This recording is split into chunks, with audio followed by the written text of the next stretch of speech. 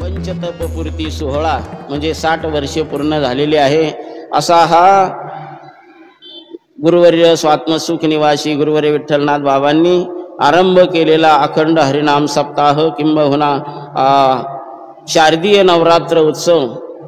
बाबांनी हा उत्सव सुरू करण्याच्या अगोदरचा कालखंड असा नाही का, मी लहान होतो, बारीक होतो, मला चांगलं आठवते। आवी काका, बाळू काका आणि हे सगळे मंदिरामध्ये आपले भाऊ हे काय करायचे, काकडा भजन करत असायचे आणि काकडा भजनाने इतकं वातावरण रमणीय अशा प्रकारचं होत असायचं आणि तोच आधार घेऊन, तोच धागा पकडून गुरुवर्य कबीर महाराजांनी सुद्धा त्यांचाच काय केलेला आहे, तो भाव पकडून, तोच धागा पकडून पुढं गावामध्ये अनेक प्रकारचे धार्मिक कार्यक्रम करणं नाही का। पहिलं त्यांचं कीर्तन असायचं कोजागिरी पौर्णिमेला आणि ते कुठं असायचं, बन्शी भाऊंच्या घरासमोर राहत असायचं, तुमच्या घरासमोर असायचं टेलरच्या त्या ठिकाणी असायचं। म्हणजे भाव प्रगट होता होता होता बाबांचं आगमन झालं। बाबांचं आगमन झाल्यानंतर तोच धागा पकडून त्यांनीही या नगरीमध्ये, या भावी निमगाव क्षेत्रामध्ये भक्तीचा असा पगडा बसवला का जे अतिशय वाम मार्गाला गेलेले जीव होते ते जीव सुद्धा या भक्ती मार्गामध्ये समरस होऊन स्वतःला उपकृत करण्याकरता या ठिकाणी समरस झाले। आणि आज तागायत या ठिकाणी जसं ज्ञानेश्वर माऊली म्हणतात, इवलेसे रोप लावी येले द्वारी, त्याचा वेलू गेला गगनावरी, मोगरा फुलला मोगरा फुलला, फुले वेचिता ती बहारू कळी अशी आला। या भक्तिरूपी मोगऱ्याला खत पाणी घालत असताना त्यामध्ये पाण्याचं सिंचन करणारे, त्याच्या मुळाला पाणी घालणारे अनेक महात्मे या ठिकाणी त्यांचं आगमन झालं आणि त्या महात्म्यांच्या पदस्पर्शानं पुनीत झालेल्या या भव्य दिव्य असं जगन्मातेच्या मंदिरामध्ये आज हे पंचतपपूर्ती सोहळा या ठिकाणी संपन्न होत आहे।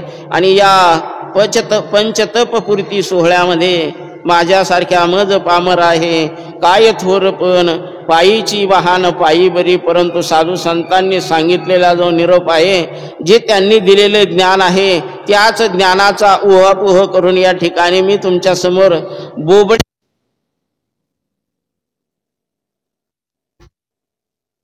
असणारी कळसूत्री जी आहे ते स्वात्मसुख निवासी गुरुवर्य विठ्ठलनाथ बाबा यांची ही विचारधारा आहे। त्याच विचारधारेच्या अनुषंगानं तुमच्या समोर मी बोलत आहे। म्हणून आयशेनी भजतेनी प्रेम भावे, जया जया शरीरही पाठी न पवे, अशा प्रकारे कोणत्याही यातीतले सकळाशी येथे आहे अधिकार, कलियुगी उद्धार हरीच्या नामे किंवा या रे लहान थोर याते भलते नारीनवर, कोणीही असा कसल्याही प्रकारचा विचार न करता या विचारधारेमध्ये, या भक्ती मार्गामध्ये या आणि स्वतःला उपकृत करून घ्या, हीच शिकवण बाबांनी सुद्धा आम्हाला दिलेली आहे।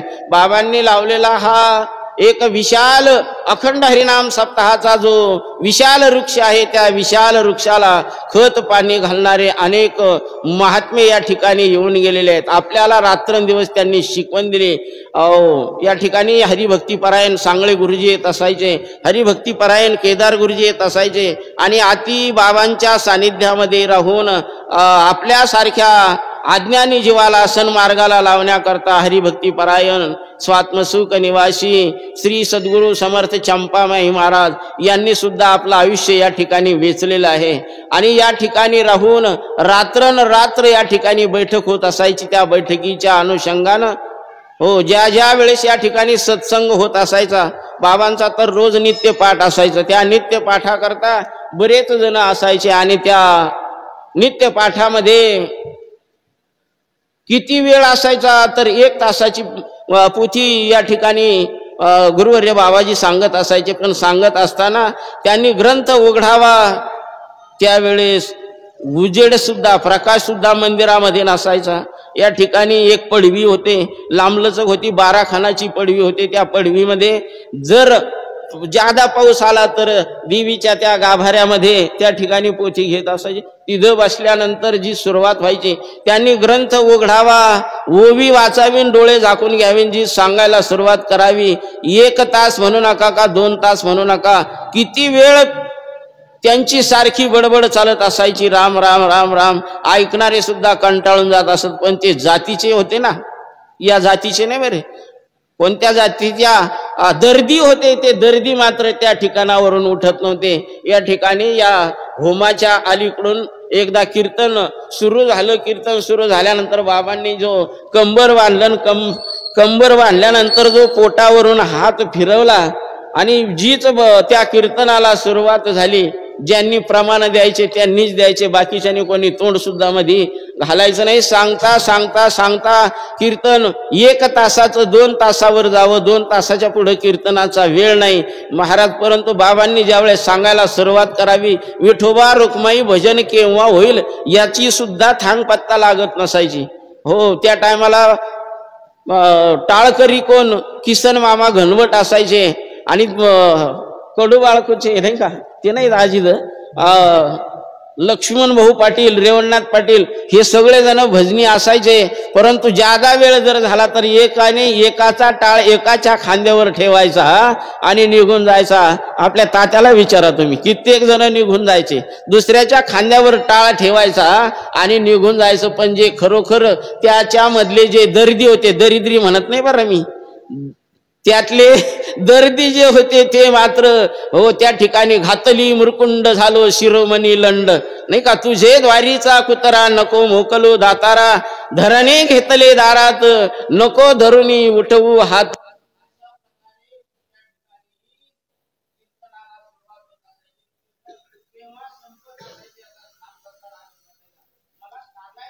अंगामध्ये तो परमात्मा रुजवण्याकरता त्यांनी अमुक एकाच जातीला जवळ केलेलं नाही, हा मुद्दा आहे. त्यांनी अमुक हा कासाराचा आहे याला आपण जवळ करावं, हा माळ्याचा आहे याला आपण जवळ करावं. त्यांनी फक्त मनुष्यजात देखील मनुष्यजात सगळं स्वभावता हे भजनशील जे केवळ माझ्या स्वरूपाला धरून जे भजनामध्ये तल्लीन झालेले आहेत, तल्लीन होऊ पाहत आहेत, अशा जीवाला त्यांनी जवळ करावं आणि त्याच्यावरून मायेनं प्रेमानं हात फिरावा आणि त्याला सांगावं बाबा असं नाही बरं, अशा पद्धतीनं भक्ती करायची आहे. त्यांनी बालकाचे चाली माता जाणवली पाऊल घाली, तैशी संत जनी क्रिया करणे जावी आम्ही.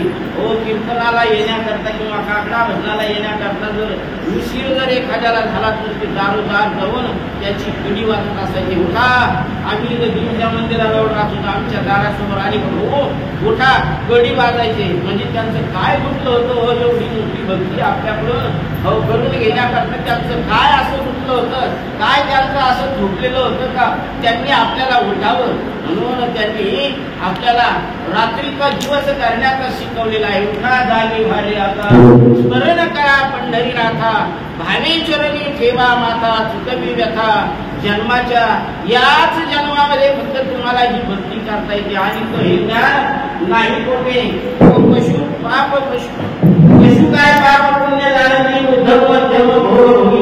हे त्याच्याकरता त्यांना तो पवित्र असा देह मिळालेला आहे. या देहाचे साधने सच्चिदानंद पदवी घेणे एवढा अधिकार नारायणे कृपावलोकने दिसला. भगवंताने तुम्हा आम्हाला कृपादान दिलेलं आहे आणि असं दान दिले, कृपादान केले संती कल्पांती ही सरेना. तुम्हा आम्हाला जो ठेवा दिलेला आहे हो, कल्पाचा अंत होईल पण दिलेल्या त्या ठेव्याचा अंत मात्र होणार नाही नाही का. हे सर्वांच्या अंतकरणामध्ये तेवत आहे, परंतु त्याला ओळखण्याची जी बुद्धी आहे ती बुद्धिस्फुरे अहर्निशी ती वस्तुगामी सांगितलेलं आहे. जे तुझ्यामध्ये चलनवलन क्रिया घडते, जे तुझ्यामध्ये विचारश्रेणी निर्माण करते, जी तुला चालवते, जी तुला घडवते आहे, ती जी एक चेतना आहे, ती जी तुला या दृष्टीद्वारे डोळ्याद्वारे पाहायला लावते ती एक चेतना आहे. आणि ती चेतना म्हणजे कशी आहे, ती अमर अशा प्रकारची आहे आणि ते स्वरूप तुमचं आहे, ते स्वरूप तुझं आहे असं स्वात्मसुख निवासी गुरुवर विठ्ठलनाथ बाबांनी सांगावं आणि त्याला तुला ओळखायचं आहे. तो कुठं नाही अशा प्रकारची कोणतीही जागा नाही. हो, हिरण्यकश्यपूनं आपल्या भक्त प्रल्हादाला विचारलं होतं की तुझा नारायण कुठं आहे. त्यावेळेस त्यानं एका शब्दामध्ये सांगितलं, माझा नारायण कुठं नाही हे सांग म्हणे. हो, कारण तो देवस्थळी जळीस्थळी भरला रिता ठाव नाही उरला. हो म्हणे, जर जिकडं जळीस्थळामध्ये पाषाणामध्ये जर तो लुप्त स्वरूपाने आहे तर या खांबामध्ये आहे का म्हणे. हो, ज्या वेळेस त्या खांबाकडे एवढा मोठा राजवाडा, त्या राजवाड्यामध्ये मध्ये असणारा जो खांब होता त्या खांबाकडे नजर लावली आणि त्या मुलाला विचारलं, याच्यामध्ये आहे का तुझा नारायण. हो म्हणे, त्याच्यामध्ये सुद्धा माझा नारायण आहे. त्यावेळेस त्या हिरण्यकश्यपूनं क्रोधायमान होऊन त्या खांबावर लात मारली. कडाड दिशी तो खांब असा दुभंगला आणि त्याच्यातून एक दैवत बाहेर आलेलं आहे. माणसाचाही आकार नाही, राक्षसाचाही आकार नाही, देवाचाही आकार नाही, कसलाही आकार नाही, असा विचित्र प्राणी म्हणजे नृसिंह नाही का. तो बाहेर आला आणि त्या खांबावर लात मारल्यावर प्रगटले नारायण. खांबावरी लात मारिली दुर्जने, खांबामधून प्रगटले नारायण. मग त्या खांबामधून सुद्धा भगवंत त्या ठिकाणी धावून आलेला आहे. कशाच्या जोरावर आलेला आहे तर एक केवळ सर्वस्व भाव त्या भगवत चरणावर त्यांनी अर्पण केलेला होता. तद्वत तद्विधीं प्रणिपातेन परिप्रश्नेन सेवयः उपदेक्षन्ति ते ज्ञानम ज्ञानिनाम तत्वदर्शिता. ते तत्व तुम्हाला जर हातामध्ये घ्यायचं असेल तर सर्व भावे एकाग्र चित्तानं त्यांचीच सेवा करावी लागली. तरी तनु मनु जीवे चरणाशी लागावे आणि अगर्वता करावे, दास्यत्व सकळ म्हणून जी अपेक्षा आहे ते अपेक्षित फळ तुमच्या आमच्या पदरामध्ये पडण्याकरता, जीवन उपकृत होण्याकरता, आलेल्या जन्माचं सार्थक होण्याकरता एक भगवंताच्या नामाशिवाय तर उपाय नाही. म्हणून नामापरते तत्व नाही रे अन्यथा वाया अनिक पंथा जाशी झनी. म्हणून नाम हे सर्वोत्तम अशा प्रकारे भक्ताला त्या ठिकाणी आनंदाची, सुखाची, किंबहुना उपाधी रहित असं जीवन जगण्याची अटकल प्राप्त करून देणार ती एक माध्यम आहे. म्हणून नामाने कोण तरला नाही. हो, असं सांगूल्या एका नामे कोण नाही तरला, कोण तरला नाही का. आजा मेळा उद्धरीला, चोखा मेळा मुक्त केला, सगळ्यांचा उद्धार केलेला आहे. म्हणून नाम हे चांगलं आहे. नाम चांगले माझे कंठी राहो भले, कपी कुळ उद्धरिले मुक्त केले राक्षस. त्यांचा त्या राक्षसाचा सुद्धा उद्धार होतो, मग तुमचा आमचा उद्धार होणार नाही का. म्हणून तनु मनु जीवे चरणाशी तुम्ही आम्ही जर त्या भगवत स्वरूपाकडे जाण्याकरता लीन झालो. आपण लीन होत नाही महाराज, ताठर झाल्याशिवाय राहत नाही, पण लीन होत नाही. हो, त्याच्या ठिकाणी जाण्याकरता लवचिकता पाहिजे, अंतकरणाची कोमलता पाहिजे, साजूकस असं त्या ठिकाणी अंतकरण वृत्ती निर्माण होणं गरजेचं आहे. म्हणून भक्ती अंगीकृत करण्याकरता लहानपण देगा देवा, मुंगी साखरेचा रवा, ऐरावत रत्न थोर त्याशी अंकुशाचा मार. जेवढा जेवढा मोठा होत जाशील, जेवढा जेवढा दिमाखात येशील, तेवढा तेवढा काय अधोगतीला गेल्याशिवाय राहणार नाही. म्हणून त्या ठिकाणी मौन धारण करणं किंवा नम्र होणं, नम्र झाला भूता तेने कोंडिले अनंता. म्हणून साच आणि मवाळ, मितले आणि रसाळ असे शब्द जर मुखातून निर्माण होत असेल, मुखातून बाहेर पडत असेल, तर त्या शब्दातून, त्याच्या वाणीतून, त्याच्या अंगीकृत असणाऱ्या भक्तीचा महिमा तुमच्या आमच्या लक्षात आल्याशिवाय राहत नाही. म्हणून या ठिकाणी ती भक्ती करण्याकरता अमुक एक जातीचाच पाहिजे असं केव्हाही म्हटलं नाही. बाबांनी छाती ठोकपणे सांगावं, हो, या ठिकाणी भक्ती करणारी त्यांचे शब्द आहे, त्यांच्यामुळे आमची झिपरी जरी असली ना तरी ती भगवत नामामध्ये हो पताका, नामाची पताका झळकावणारी आहे असा भाव त्यांच्या अंतकरणामध्ये होत असायचा. माईनी सोप्या शब्दात सांगावं. सोप्या शब्दात काय सांगावं, अरे जेवढा जेवढा इच्छाशक्तीला धरून जेवढा जेवढा वावरत आहे म्हणे, जेवढा जेवढा आसक्तीला धरून वावरतो आहे, व्यवहार करत आहे, तीच आसक्ती जर नामाकडे जर लावली तर तीच आसक्ती तुझ्या उद्धाराला कारण होणार आहे. असं त्यांनी सांगावं. म्हणे बाजारामध्ये जातो, बाजारामध्ये गेल्यानंतर एखादी वस्तू चांगल्या प्रकारची दिसते आणि ती वस्तू घेण्याची अपेक्षा त्याच्या अंतःकरणामध्ये निर्माण होते. ती वस्तू घेण्याकरता तो प्रयत्न करतो आणि प्रयत्न करून करून करून ती वस्तू प्राप्त करतो. पण ती प्राप्त झालेली वस्तू ज्या वेळेस तो घरी आणतो, बाईंनी खोऱ्याचं उदाहरण द्यावं माईंनी, आणि माईंनी सांगावं तो खोरं बाजारातून आणलं, त्याला सुताराकडून दांडा बसवून घेतला आणि त्या खोऱ्याचा काय उपयोग केला तर दुसऱ्याचा बांध उकरून माती आपल्या बांधाला लावायचा उपयोग केला. ज्या वेळेस बांधाला लावतो आहे ना म्हणे, त्यावेळेस खोरं समोर राहतं, दांडा त्याच्याकडे राहतो आणि तिकडली माती याच्या खाली तो ओढत असतो. असा साध्या साध्या शब्दामध्ये माईनी बोध करावा, बाबांनी सांगावं. आणि त्या ठिकाणी जर त्यांच्याकडं जाण्याचा योग आला, याच्यामध्ये ज्यांना ज्यांना योग आला त्यांनी ओळखून घ्यावं. त्यांच्याकडे जाण्याचा ज्या वेळेस योग आला त्यावेळेस माईंकडे जर गेलं तर माईंनी बाबांकडे हात करायचा. ती तुमचं दैवत आहे, त्या दैवताकडे तुम्ही जा. बाबांकडे त्यांचं ऐकून बाबांकडे गेलं, बाबांकडे गेल्यानंतर त्यांना जर विचारलं, त्यांनी सांगायचं तुमची आई ती आहे, तिच्याकडे जा.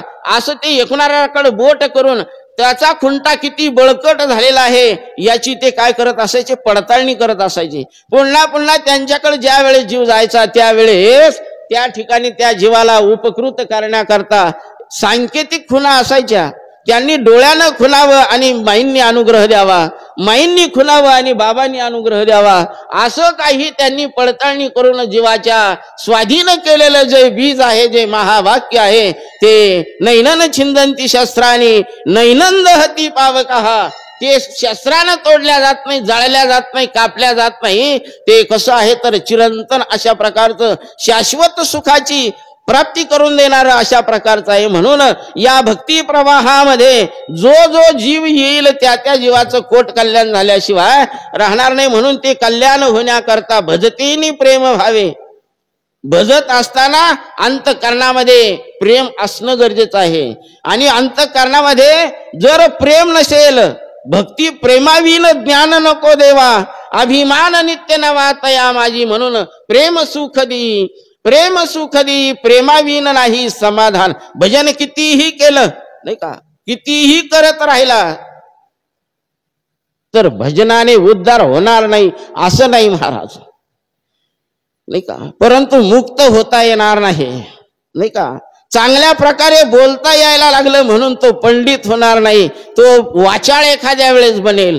पुस्तकाचं ज्ञान झाल्यामुळं, ग्रंथाचं ज्ञान झाल्यामुळं त्या ग्रंथाची अधिकरण, समीकरण, प्रमेय त्याला उलगडून सांगता येतील. पण एक आत्मानुभूती जर नसेल आणि स्वची ओळख जर करून घेतलेली नसेल तर त्याच्या जीवनामध्ये साफल्यता नाही. त्यानं काय करावं, अगोदर आपण पया विसरू जो धनंजय, आपलं पण जे विसरलेलं आहे, ज्याचं विस्मरण झालेलं आहे, ते शोधण्याची गरज आहे. काय शोधायचं आहे जीवनामध्ये येऊन तर या पवित्र अशा मिळालेल्या देहाला चलन वलन क्रिया प्राप्त करून देणारा कोण आहे, नाही का. या देहाकडून क्रियाकर्म करून घेणारा कोण आहे. कोण बोलविते हरिविन देखवी ऐकवी एक नारायण, तयाचे भजन चुकू नये म्हणून सांगतात. साळुंकी मंजुळ बोलत सेवानी, शिकविता ध्वनी वेगळाची आहे. या देहाला चालवणारा एक कोणीतरी आहे आणि त्याची सत्ता कोणती आहे तर ती सत्ता तुझ्याकडे आहे. ती सत्ता तुला ज्ञात असणं गरजेचं आहे. जीव नावाची वस्तू नाही का कशावरून ठरवता येईल, आत्मस्वरूप कशावरून ठरवता येईल. जीव स्वरूपाने कळावा, देह रूपाने कळावा तर जीव लक्षामध्ये येईल. देह जर कळाला नाही तर जीव सुद्धा कळणार नाही. जीव जर कळाला नाही तर आत्मस्वरूप केव्हा कळेल. म्हणून हे नरा आत बघ जरा, जीव हा खरा नव्हे रे ही माया, तू बुद्धी दर्पणी ब्रह्म रवीची छाया. म्हणून अंतःकरणामध्ये प्रेम निर्माण होणं गरजेचं आहे. आपण जी रोज आरती म्हणत असतो, ओवाळू आरती, श्री गुरुनाथा माझ्या सद्गुरुनाथा, अनाथ दीन अबला यांना लाविले पंथा. अबलांना सुद्धा, अनाथ दीन दुबळ्या अनाथ जीवाला सुद्धा त्यांनी सन्मार्गाला लावलेलं आहे. पहिल्याच चरणामध्ये स्थूल सूक्ष्म कारण याचा काकडा केला, आणि दुसऱ्या चरणामध्ये सांगितलं श्री गुरुचे वचन याने वात लाविली. ती वात लावलेली आहे त्याच्यामध्ये ती सूक्ष्म रूपी असणाऱ्या या देहामध्ये नामरूपी वात त्याच्यामध्ये टाकलेली आहे. प्रेमरूपी तेल त्या वातीमध्ये किंवा त्या पणतीमध्ये किंवा त्या देहामध्ये टाकलेलं आहे आणि त्याची ज्योत प्रज्वलित केलेली आहे. आणि त्या ज्योतीच्या प्रकाशात नाही का ज्योती चिन्मय प्रकाश देवा फाकला तुझा नाही का ज्योतीच्या स्वरूपाने हे परमात्म्या तुझं स्वरूप या ठिकाणी विस्तीर्ण अशा प्रकारचं फोपावलेलं आहे. म्हणून त्या स्वरूपाकडे पाहून नाही का चरण दर्शन होता जन्म मरण वारले. हो त्या प्रकाशाचं जे वलय आहे ते वलय मी अनुभवलं आणि त्या वलयामध्ये तुझं स्वरूप मी केंद्रित केलेलं आहे. मी लक्ष त्याच्याकडे दिलं आणि ते स्वरूप माझ्या अनुभूतीला आलेलं आहे. जे स्वरूप विश्वरूप दर्शन भगवान श्रीकृष्णानं अर्जुनाला गीतेमध्ये दाखवलेलं आहे ते स्वरूप त्या ज्योती चिन्मय प्रकाश देवा फाकला तुझा त्या स्वरूपामध्ये प्राप्त झालेला आहे आणि तिथं अनुभूतीला आलेलं आहे. आणि ते बघितल्यानंतर अथांग असणारं जे माया आहे जे अहम ममता यामध्ये गुंतलेला जो जीव आहे ती माया हो ते ममत्व तो जीवपणा आणि तो मीपणा त्याच्यामध्ये जळून खाक झालेला आहे. आणि सहज जीव नतमस्तक झाला आणि नतमस्तक होऊन चरण दर्शन होता जन्म मरण वारले.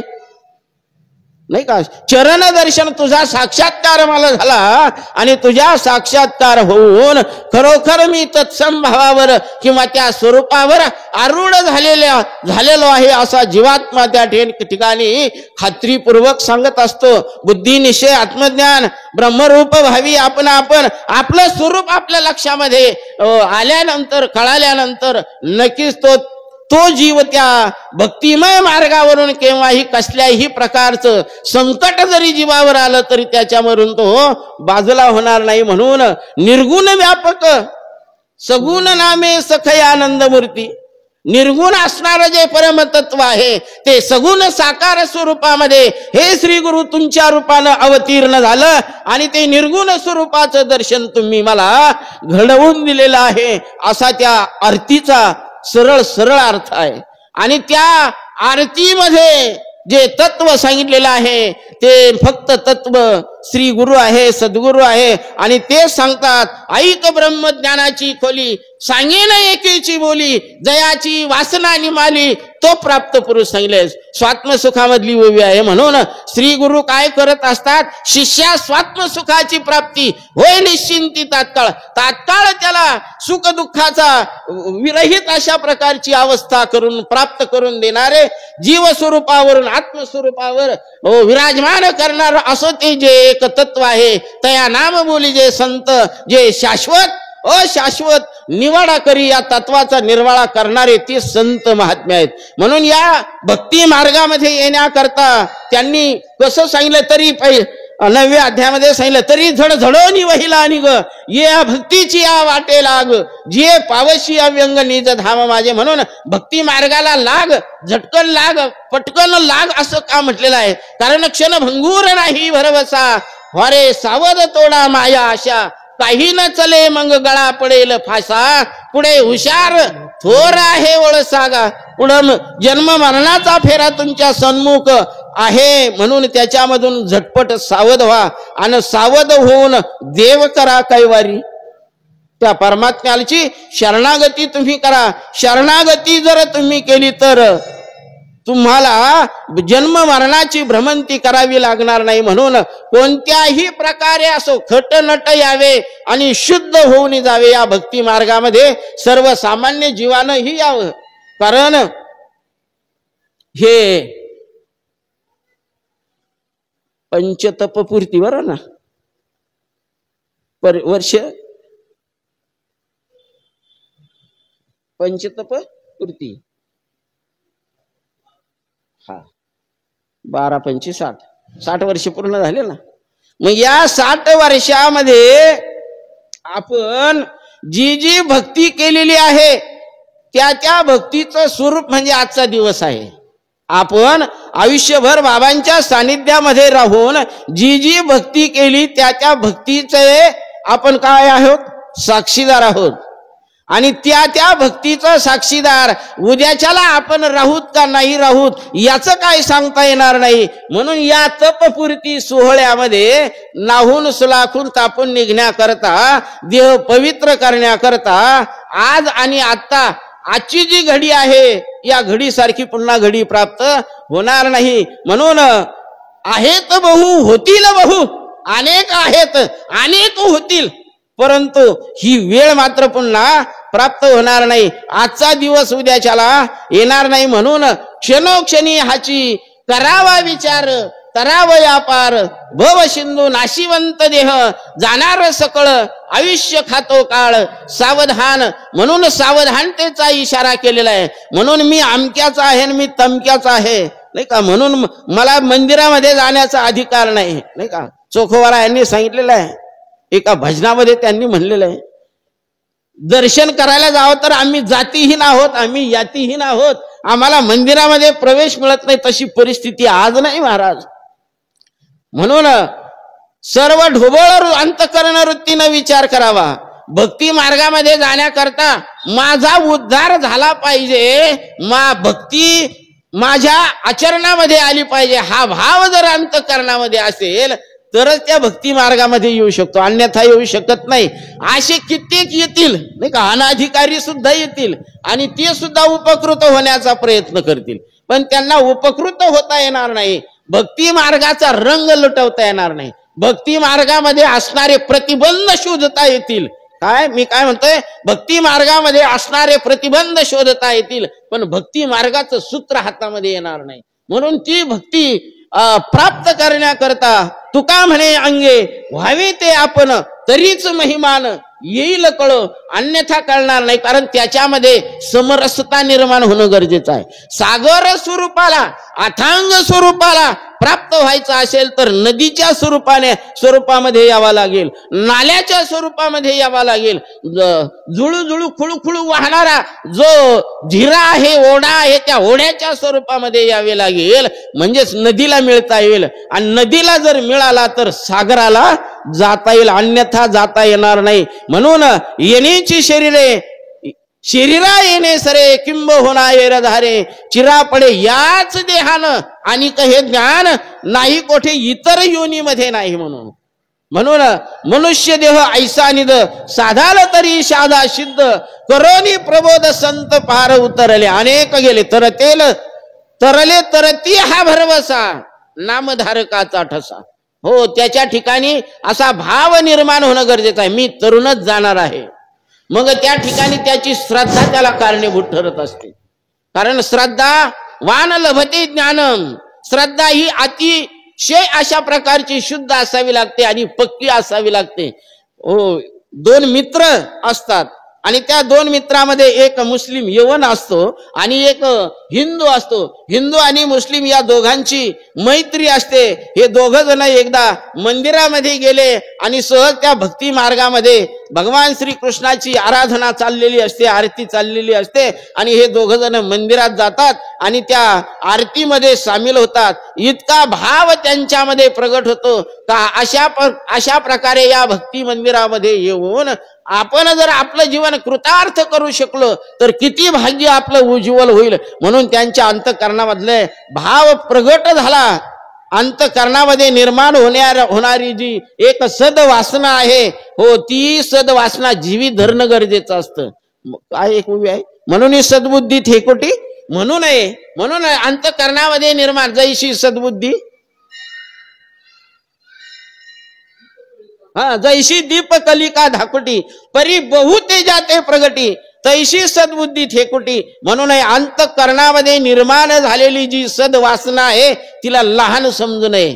हो, ती केव्हा विशाल स्वरूप प्राप्त करीन सांगता येत नाही. म्हणून त्या दोन मित्रांनी अंतःकरणामध्ये निर्माण झालेला जो भाव आहे तो भाव त्या ठिकाणी जीवी धरला आणि ज्या महात्म्याच्या सानिध्यामध्ये तो प्रोग्राम चाललेला असतो, आरती चाललेली असते, त्या साधूची भेट घ्यावी असं त्यांना वाटले. पण त्या साधूची भेट ज्या वेळेस घेतली त्यावेळेस साधूनी ओळखलेला आहे, एक हिंदू आहे, एक मुसलमान आहे, दोघांची मैत्री आहे आणि यांना आपण एकच मंत्र कसा काय द्यावा. साधूच्या ठिकाणी सुद्धा द्वंद्व भाव निर्माण झाला आणि त्या साधूनं दोघालाही जवळ घेतलं आणि एकाला खरा बीज मंत्र दिला आणि जो मुस्लिम होता त्याला खोटा बीज मंत्र सांगितला. याला सांगितला ओम नमो भगवते वासुदेवाय आणि या मुस्लिम मुलाला सांगितला नीचे गाजर ऊपर पालान गुरु मेरा तारणवाला असा मंत्र त्याला दिलेला आहे. दोघही सुद्धा त्या आनंदामध्ये इतके तल्लीन झाले, दोघांनाही मंत्र मिळाला आणि त्या मंत्राच्या नादामध्ये जय जय वासुदेव हरी, जय जय भगवान श्रीकृष्णाचा नामाचा जप करत फिरू लागले. घराकडे निघालेले आहे, परंतु सकाळी जसा पाऊस आला धो मंदिरामध्ये येता सुद्धा येईना, इतकं पाणी वाटायला आलं. कसं काय जावं ही पंचायत पडली. अशी तशी पंचायत त्यांना सुद्धा पडली. मोठा पाऊस आला आणि त्या पावसामध्ये नदीला पूर आला आणि पूर आल्यानंतर एवढा मोठा पूर होता का त्या पुरातून पहिलं तीराला जाताच येणार नाही. पण त्या भजन मंदिरामध्ये ज्या वेळेस गेले त्यावेळेस त्यांनी सांगितलंय नामाशिवाय तरणोपाय नाही, नामाने तरुण जातो, बीज मंत्र तारुण्य येत असतो. असं ज्या तिथल्या बाबांनी सांगितलं त्याच्यावर आपली नितांत श्रद्धा आहे आणि विशेष म्हणजे आपल्याला नाम सुद्धा त्यांनी दिलेलं आहे. मग त्या दोघांनी विचार केला आपला गुरु खरा आहे आणि आपल्या खऱ्या गुरुच्या नामामध्ये ती ताकद आहे, आपण दोघंही तरुण जाणार आहोत. परंतु ज्याला खरा बीज मंत्र दिलेला आहे त्याचा भाव त्याच्यावर नसतो. त्याच्या ठिकाणी फक्त बाबाच्या खिशात काय आहे तेवढं काढून घ्यायचं, तेवढाच भाव त्याच्या ठिकाणी होता. म्हणून त्यानं त्या बाबांची शरणागती केली आणि या मुस्लिमाच्या मुलानं मात्र नाही का सर्व अंगाने तनु मनु जीवे चरणाशी लागावे, अहम वाचा चित्त आणि अंग देवोनिया शरणरी, अशा प्रकारे त्यांनी शरणागती केलेली आहे. त्याला जरी खोटा दिला निश्चय गाजर उपर पालन गुरु मेरा तारणवाला, त्यानं त्या मंत्रावर विश्वास ठेवला. ही इंगळे महाराजांच्या दृष्टांत सागरामध्ये आलेली कथा आहे. ही कुठं लिखित नाही बरं, फक्त एक आपल्याला नमुना दाखल उदाहरण म्हणून आपण घेतलेली आहे. आणि त्या ठिकाणी त्या मंत्राचा वापर त्यांनी करायचा ठरला. म्हणजे आपले श्री गुरु फार विद्वान आहेत, त्यांनी सांगितलंय नामानेच तरुण जात असतो. मग हा भवसागर तरुण जातोय माणूस, तर मग ही नदी तरुण जाणार नाही का. म्हणून ती नदी तरुण जाण्याकरता त्यांनी काय केलं, दोघांनी हाताला हात धरल्या आणि ते म्हणे आपण आपल्या गुरुनं दिलेलं नाम आहे त्या नामाची घोकणपट्टी सुरू करायची, नदीत उडी मारायची. म्हणून त्यांनी दोघांनीही उड्या मारल्या. परंतु याला ज्याला खरा मंत्र मिळालेला होता तो मंत्र त्याच्या ठिकाणी काय जरा द्विधा परिस्थिती निर्माण झालेली होती आणि याला जो खोटा मंत्र दिला त्याची श्रद्धा मात्र बळकट होती. त्या श्रद्धेचा धागा पकडून त्यानं त्याच्यामध्ये भाव धरून उडी टाकली. पण ते निचे गाजर उपर पाला गुरु मेरा तारणवाला तो पहिलं तीराला गेला आणि ज्याला खरा बीज मंत्र मिळाला पण त्यानं घोकलाच नाही, त्यानं त्याची अनुभूतीच घेतली नाही, तो गटांगळ्या खात खात वाहत गेला. तसं बाबांनी ज्यांना ज्यांना दिलंय, ज्यांनी ज्यांनी घोकलंय त्यांना त्यांना अनुभूती आलेली आहे.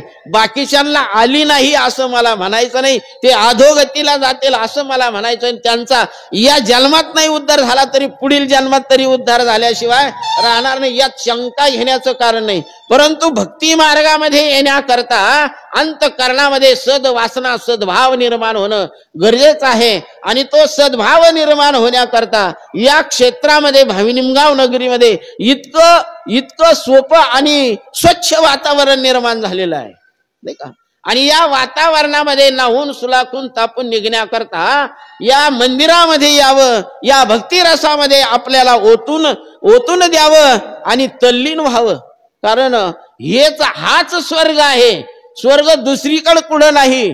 याच जन्मामध्ये याच ठिकाणी आपल्याला ते सुख अनुभवायला मिळेल. म्हणून या मंदिरामध्ये त्यांनी जे वृक्ष लावलेला आहे, या बागेला पाहून शाने झाले ना वेळी, 5 रंगाची 5 झाडे चमकली ज्योत चंद्र सूर्य शुक्र चांदण्या दिसतील तेथ त्या बागेत होत्या. आणि त्या तुम्हा आम्हाला बघायला मिळाल्या.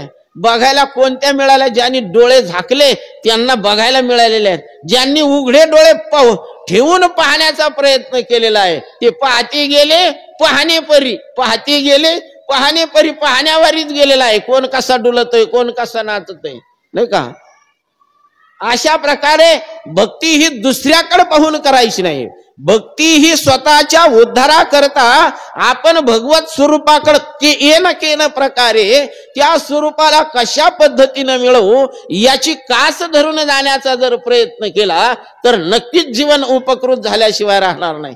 म्हणून या भक्ती प्रवाहामध्ये जे जे आलेले आहेत त्यांचा उद्धार झाला. अनेकांचा उद्धार पुढेही होणार आहे. परंतु या वेळेला आपण या मंदिरामध्ये आहोत आणि आपल्याही अंतःकरणामध्ये असा भाव निर्माण होणं केव्हा मंदिरामध्ये जाईल, केव्हा श्री गुरुचं मुख पाहिलं. मंदिरात जाऊन गुरु मुख पाहिलं नाही का, मंदिरात जाऊन श्री गुरुला माझं हो सुख दुःख सांगेल आणि त्या सुख दुःखाचा शाश्वत निवाडा करणारा आणि शाश्वत सुखाची प्राप्ती करून देणारा माझा श्री गुरु आहे, माझी जगदंबा माता आहे. हा भाव जोपर्यंत निर्माण होत नाही तोपर्यंत भक्ती मंदिरामध्ये येऊन सुद्धा उपयोग होणार नाही. म्हणून तुका म्हणे अंगे व्हावे ते आपण तरीच महिमा न येईल कळो.